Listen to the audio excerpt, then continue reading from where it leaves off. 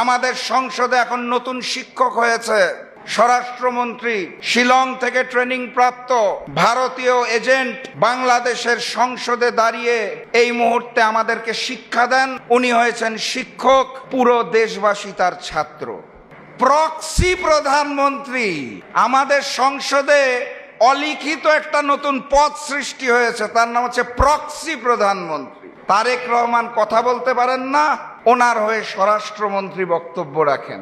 জুলাই সনদ যখন লেখা হয়, ঐক্যমত্য কমিশনে বাংলাদেশের প্রত্যেকটা রাজনৈতিক দল দীর্ঘ 8 মাস আলোচনা করে সিদ্ধান্ত নেওয়ার পরেই জুলাই সনদ লিপিবদ্ধ করা হয়েছিল। জাতীয় সংসদের সামনে জুলাই সনদে যখন স্বাক্ষর করা হয়, তখন সবচেয়ে বড় হাসিটা যিনি দিয়েছিলেন, সকল দাঁত বের করে ছবি খুলে দেখবেন আমার কথা বিশ্বাস না হলে, তার নাম হচ্ছে সালাউদ্দিন সাহেব, বর্তমান স্বরাষ্ট্রমন্ত্রী। এবং বারবার তারা বক্তব্যের মাধ্যমে বলেছিল আমরা জুলাই সনদকে বাস্তবায়ন করব। কোনো আইন বাধা হয়ে দাঁড়াতে পারবে না, এটা ছিল বিএনপির নেতাদের স্টেটমেন্ট। ইতিহাস সাক্ষী, দেশের মানুষ সাক্ষী, সাংবাদিক ভাই বোনেরা সাক্ষী, সকল কিছু লিপিবদ্ধ আছে। পরবর্তীতে আদেশ হলো কোনো আপত্তি নাই, পরবর্তীতে অধ্যাদেশ হলো কোনো আপত্তি নাই, গণভোট জাতীয় নির্বাচনের দিন নির্ধারিত হলো কোনো আপত্তি নাই। জনাব তারেক রহমান লন্ডনের মুফতি দেশে এসে বাধ্য হয়ে একটা সমাবেশে বললেনও, দয়া করে আপনারা গণভোটে হাকে জয়যুক্ত করবেন। সেই গণভোট শেষ হলো, এখন তারা গণভোট অধ্যাদেশই বাতিল করে দিতে চায়। আমি ধরে নিলাম ম্যানেজ ভোটের মাধ্যমে বিএনপি যেই 50% ভোট পেয়েছে বা 51% পেয়েছে, ধরে নিলাম কথার কথা যুক্তির স্বার্থে যে এটাই সঠিক। যদি তাও সঠিক হয়ে থাকে, 50% ভোটের মালিক হয়ে 70% গণভোটের রায়কে আপনি অস্বীকার করেন, কোন দুঃসাহসে, কোন বেঈমানি করে, কোন মুনাফিকি করে বাংলার মানুষ মেনে নেবে না?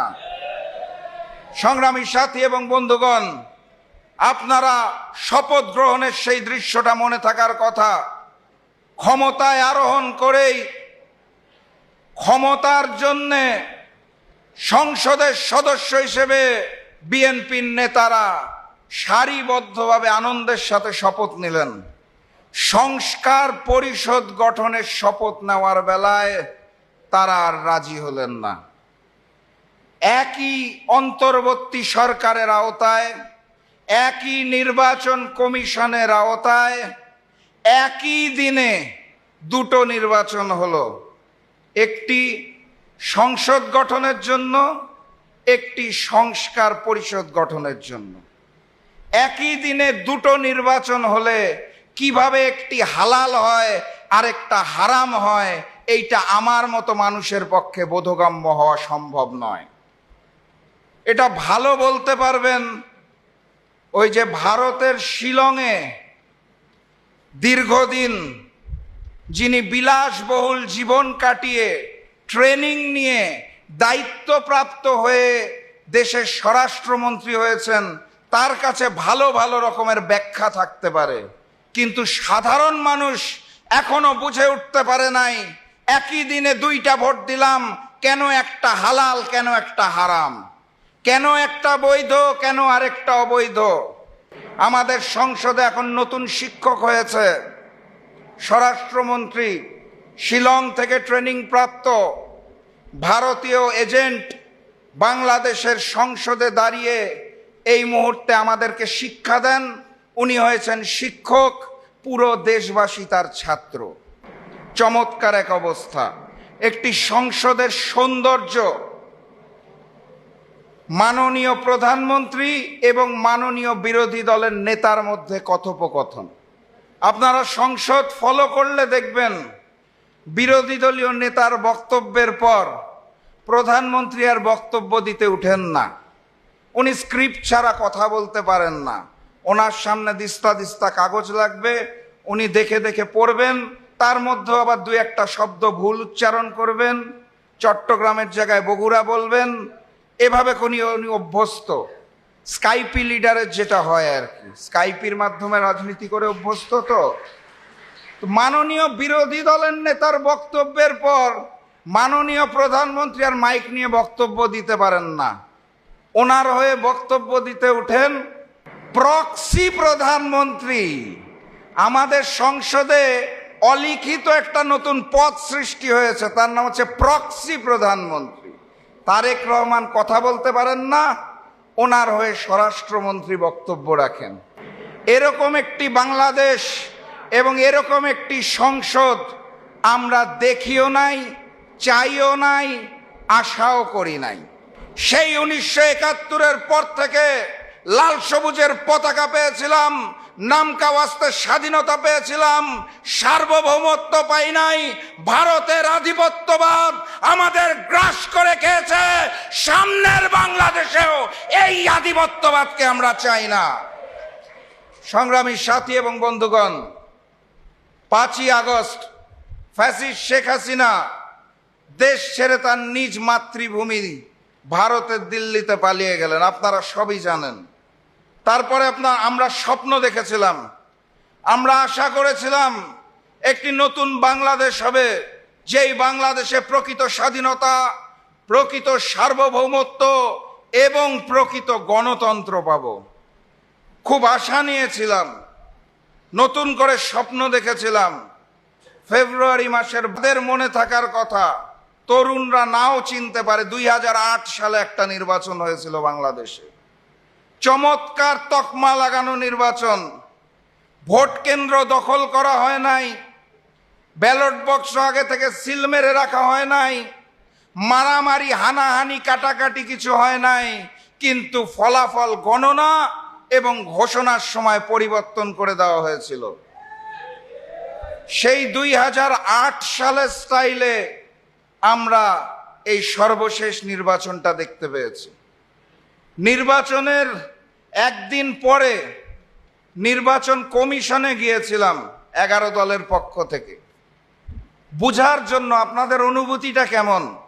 এই যে চমৎকার একটা নির্বাচন আয়োজন করলেন, ফলাফল ঘোষণার পরবর্তী 2 ঘন্টায় আমরা মনিটরিং রুমে বসে দেখলাম সংখ্যাগরিষ্ঠ না 200-রও অধিক আসনে আমরা চমৎকারভাবে 11 দলে গিয়ে আছি। তারপর যে 1 থেকে 1.5 ঘন্টা ফলাফল ঘোষণা করা বন্ধ করে দিলেন, তারপরে যে ফলাফল পাল্টে দিলেন, আপনাদের অনুভূতিটা কেমন?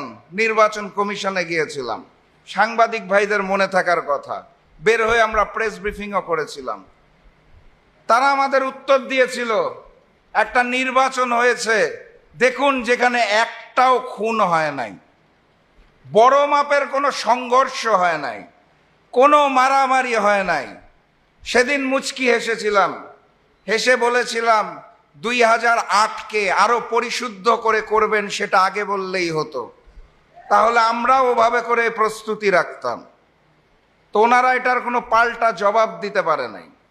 বাস্তবতা হচ্ছে জনগণের যে ভোটের অধিকার, ভোট প্রদান করার অধিকার দেওয়া হয়েছে, এই আঙুলের মধ্যে কালো রং লেপন করা হয়েছে, কিন্তু সেই ফলাফলটাকে ঘোষণা করা হয় নাই। সেই ফলাফল যদি ঘোষণা করা হতো তাহলে আজকের এই ব্যানারে স্পষ্ট করে লেখা থাকতো ডাক্তার শফিকুর রহমান, মাননীয় প্রধানমন্ত্রী, বাংলাদেশ সরকার। এ কারণে আমাকে এখন বারবার বলতে হয়, জনতার প্রধানমন্ত্রী, জনগণের প্রধানমন্ত্রী ডাক্তার শফিকুর রহমান।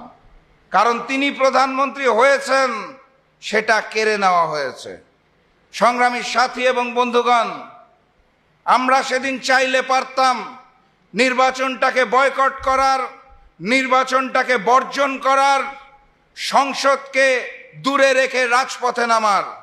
আমি বারবার আমার বক্তব্যে স্পষ্ট করার চেষ্টা করেছি, আবারও স্পষ্ট করে বলতে চাই, সেদিন আমরা নির্বাচনের ফলাফল মেনে নিয়েছিলাম, কারণ হচ্ছে সেদিন রাজপথে আন্দোলনে নামলে একটি জরুরি অবস্থা সৃষ্টি হতে পারত।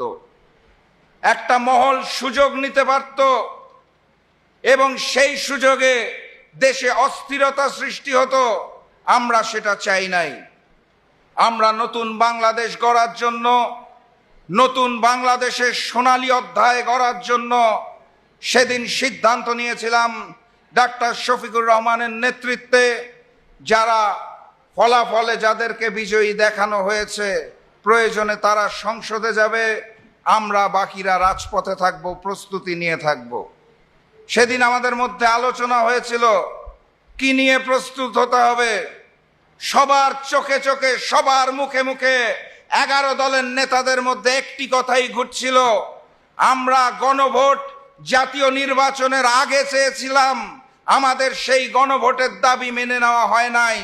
জাতীয় নির্বাচনের দিনই গণভোট আয়োজন করেছিল অন্তর্বর্তী সরকার, কারণ সেই সময় থেকেই আমরা বুঝতে পেরেছিলাম যদি কোনো কারণে বাংলাদেশ জাতীয়তাবাদী দল বিএনপি ক্ষমতায় আসে, তারা জুলাইকে অস্বীকার করবে, তারা জুলাইকে বিক্রি করবে, তারা ভারতীয় আধিপত্যবাদের সামনে মাথা নত করবে।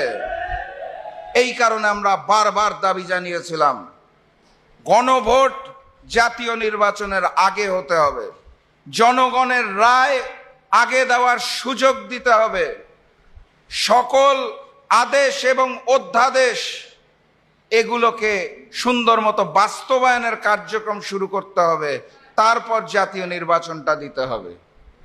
সে সময় আমাদের দাবি মেনে নেওয়া হয় নাই। তার ফলাফল আজকে আমরা দেখতে পাচ্ছি।